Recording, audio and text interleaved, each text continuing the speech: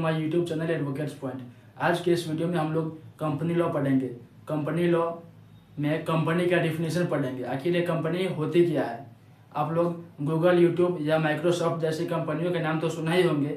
इसका डिफिनेशन क्या होता है, इसका डिफिनेशन इस वीडियो में आज के इस वीडियो में हम लोग इसका डिफिनेशन जानेंगे। तो आइए देखते हैं कंपनी आखिर होती क्या है। कंपनी एक लैटिन वर्ड दो वर्ड से मिलकर बनी है, जिसमें एक है कम, COM, कम का मतलब होता है टुगेदर, और पेनिस इसका मतलब होता है मील। यानी इनिशियली पहले लोग 2, 4, 10 लोग एक साथ बैठकर आपस में खाना खा रहे थे मील। तो उनका जो ग्रुप था कुछ लोगों का, वो ग्रुप को पहले कंपनी कहा जाता था। और अभी जो है इंडियन कंपनी एक्ट 2013, इसके अकॉर्डिंग कंपनी का डिफिनेशन क्या होता है वो आइए आगे देख लेते हैं। A company has been defined under section 220 the Indian companies act 2013 के सेक्शन 2 क्लॉज 20 में कंपनी को डिफाइन किया गया है। इसके according company formed and registered under the act और एन एग्जिस्टिंग कंपनी। इसका मतलब ये हुआ कि कोई भी कंपनी इंडियन कंपनीज एक्ट 2013 में रजिस्टर्ड होना चाहिए, या एन एग्जिस्टिंग कंपनी यानी उसके पहले का जो भी कंपनी एक्ट है उसमें कंपनी को रजिस्टर्ड होना चाहिए, तभी वो कंपनी माना जाएगा, कंपनी लीगल माना जाएगा। यहाँ एन एग्जिस्टिंग कंपनी का मतलब यहाँ दिया गया है। An existing company means A company formed and registered under any of the previous company law, यानी पहले का जो भी कोई कंपनी लॉ होगा उसमें कंपनी को रजिस्टर्ड होना चाहिए। और इंडियन कंपनी एक्ट कैसे बना, कब आया, इसके बारे में थोड़ा सा ब्रीफ में जान लेते हैं। दरअसल ये कंपनी एक्ट जो है इसका बिल 2011 में आया था, द कंपनीज बिल 2011, और ये बिल लोकसभा में 18 दिसंबर 2012 को पास हुआ और राज्यसभा में 8 अगस्त 2013 को पास हुआ। ये सब बेबी आई है, जरा गौर करिएगा। द कंपनीज बिल 2011 ये 18 दिसंबर 2012 को लोकसभा में पास होता है। उसके बाद 8 अगस्त 2013 को राज्यसभा में पास होता है। ये लोकसभा और राज्यसभा में पास होने के बाद राष्ट्रपति के पास जाता है एसेंट के लिए। तो the companies act 2013 received the assent of President on 29 अगस्त 2013। यानी ये जो एक्ट है अभी इंडियन कंपनीज एक्ट 2013, इसको राष्ट्रपति का एसेंट कब मिलता है, 29 अगस्त 2013 को। ये इंपॉर्टेंट है, सब नोट डाउन करते चलेंगे हम लोग। 29 अगस्त 2013 को राष्ट्रपति का एसेंट मिला हुआ था। और ये इनफोर्स कब से हुआ, came into force with effect from 30 अगस्त 2013। यानी इंडियन कंपनीज एक्ट 2013 जो है वो 30 अगस्त 2013 से इनफोर्स में आया, इफेक्ट में आया। और इस कंपनी एक्ट में कितने शेड्यूल है, कितने चैप्टर हैं, वो आइए अभी हम लोग आगे देख लेते हैं। जो इंडियन कंपनी एक्ट है 2013 का, वो यहाँ पर मैंने शॉर्ट में पहले लिख के दिया है। इसमें 7 शेड्यूल दिए गए हैं। इंडियन कंपनीज एक्ट 2013 में 7 शेड्यूल है। उसके बाद 29 चैप्टर है। इसमें कितने चैप्टर हैं, 29 चैप्टर। और 29 चैप्टर में 470 सेक्शन है, 470 सेक्शन दिए गए हैं। कंपनी लॉ का जो हम लोग का अभी प्रेजेंट में एक्ट जो है, जो अभी इनफोर्स इंडिया में, उसमें 7 शेड्यूल दिए गए हैं, 29 चैप्टर दिए गए हैं और 470 सेक्शन दिए गए हैं। एक बार इसको फिर से रिवाइज कर लेंगे। कंपनी एक्ट 2013 में 7 शेड्यूल है, 29 चैप्टर है और 470 सेक्शन दिए गए हैं। The companies act 2013 repeals the previous companies act 1956। यानी जो हम लोग का जो अभी कंपनी एक्ट 2013 है, ये 1956 के कंपनी एक्ट को रिपील किया।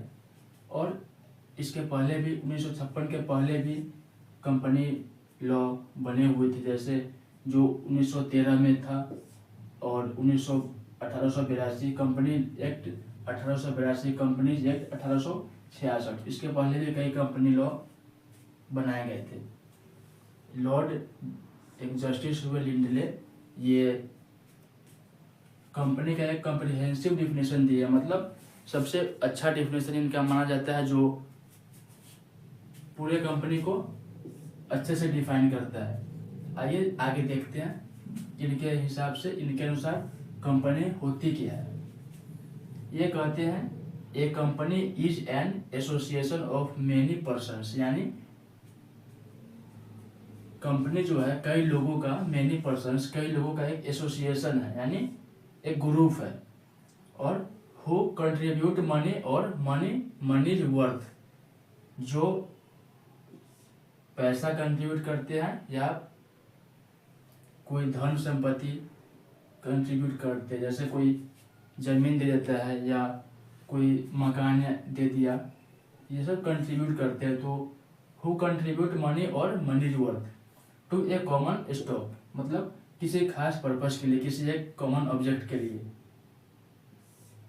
Employed for a common purpose,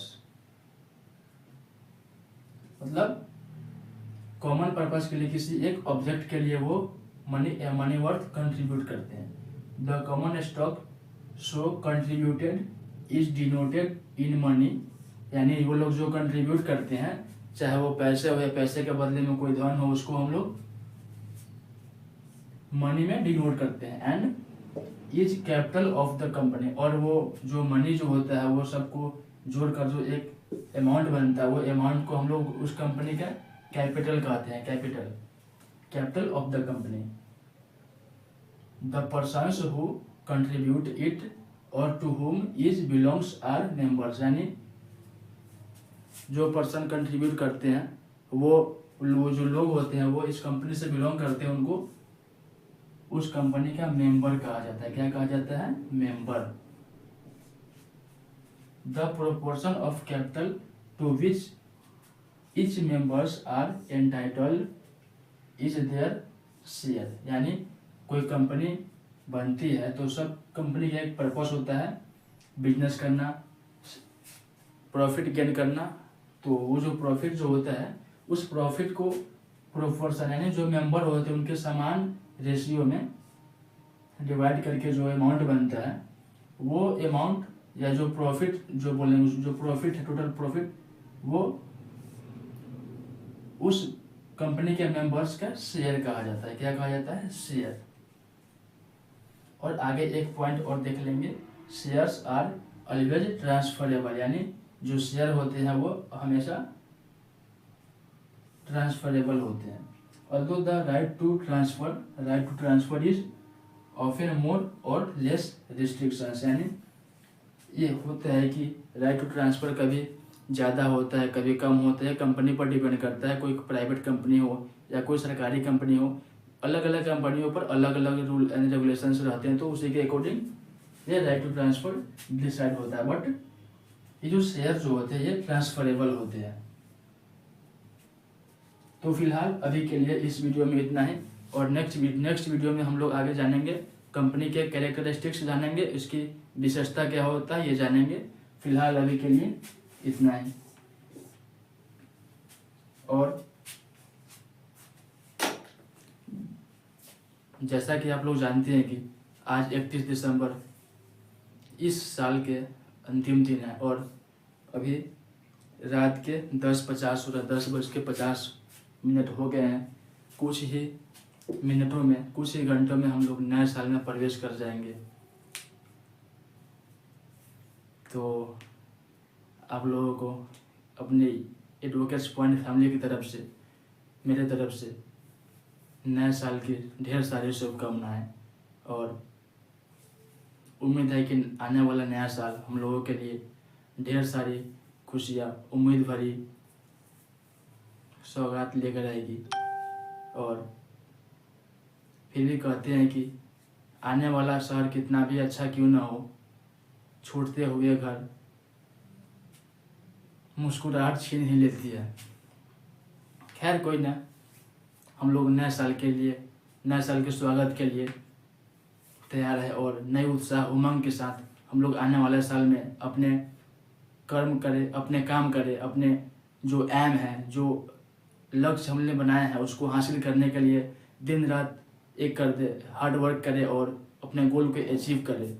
और ख़ासकर अभी जो वीडियो देख रहे हैं हम लोग, आप लोग, ये मैक्सिमम लोग स्टूडेंट लाइफ में ही है। सभी लोगों का अपना अपना एक एम है, अपने घर परिवार, पेरेंट्स, अपने समाज, सब लोगों की एक उम्मीद बनी होती है हम लोगों से। तो क्यों ना हम लोग अपने घर परिवार के लिए, अपने अपनों के लिए, अपने सपनों के पीछे भागे, अपने गोल के पीछे भागे। कुछ थोड़ी ही दिनों की तो बात होती है, लगभग थोड़ा हार्ड वर्क कर ले और एक सिस्टमेटिक तरीके से अपने एक टाइम टेबल बनाकर अपने लक्ष्य को हासिल करने का प्रयास करे, काफ़ी हार्ड वर्क करे, इधर उधर की बातों में ट्रैक से ना भटके और अपने लक्ष्य को प्राप्त करे। तो फिलहाल अभी इतना ही और नए साल की ढेर सारी शुभकामनाएं। और हाँ, अब तो नेक्स्ट वीडियो में हम लोग नए साल में मिलेंगे। फिलहाल तब तक के लिए विदा लेना चाहता हूँ और थैंक यू फॉर वॉचिंग। धन्यवाद।